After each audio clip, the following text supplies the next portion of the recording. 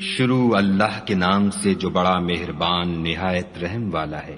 ہم نے نوح کو ان کی قوم کی طرف بھیجا کہ پیشتر اس کے کہ ان پر درد دینے والا عذاب واقع ہو اپنی قوم کو ہدایت کر دو۔ انہوں نے کہا کہ بھائیو، میں تم کو کھلے طور پر نصیحت کرتا ہوں کہ خدا کی عبادت کرو اور اس سے ڈرو اور میرا کہا مانو۔ وہ تمہارے گناہ بخش دے گا اور موت کے وقت مقرر تک تم کو مہلت عطا کرے گا۔ جب خدا کا مقرر کیا ہوا وقت آ جاتا ہے تو تاخیر نہیں ہوتی، کاش تم جانتے ہوتے۔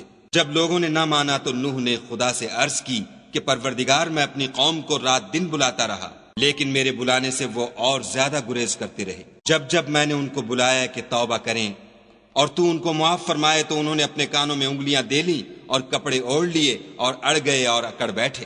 پھر میں ان کو کھلے طور پر بھی بلاتا رہا اور ظاہر اور پوشیدہ ہر طرح سمجھاتا رہا، اور کہا کہ اپنے پروردگار سے معافی مانگو کہ وہ بڑا معاف کرنے والا ہے۔ وہ تم پر آسمان سے مہ برسائے گا اور مال اور بیٹوں سے تمہاری مدد فرمائے گا اور تمہیں باغ عطا کرے گا اور ان میں تمہارے لیے نہریں بہا دے گا۔ تم کو کیا ہوا ہے کہ تم خدا کی عظمت کا اعتقاد نہیں رکھتے، حالانکہ اس نے تم کو طرح طرح کی حالتوں کا پیدا کیا ہے؟ کیا تم نے نہیں دیکھا کہ خدا نے 7 آسمان کیسے اوپر تلے بنائے ہیں، اور چاند کو ان میں زمین کا نور بنایا ہے اور سورج کو چراغ ٹھہرایا ہے؟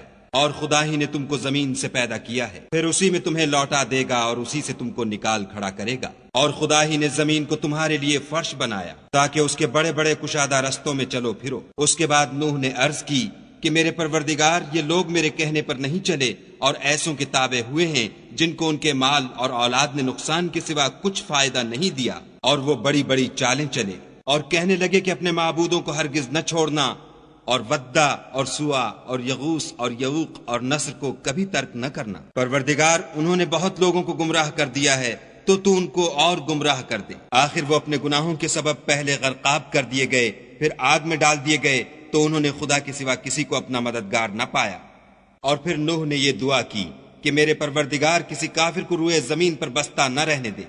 اگر تو ان کو رہنے دے گا تو تیرے بندوں کو گمراہ کریں گے، اور ان سے جو اولاد ہوگی وہ بھی بدکار اور ناشکر گزار ہوگی۔ اے میرے پروردگار، مجھ کو اور میرے ماں باپ کو اور جو ایمان لا کر میرے گھر میں آئے اس کو اور تمام ایمان والے مردوں اور ایمان والی عورتوں کو معاف فرما، اور ظالم لوگوں کے لیے اور زیادہ تباہی بڑھا۔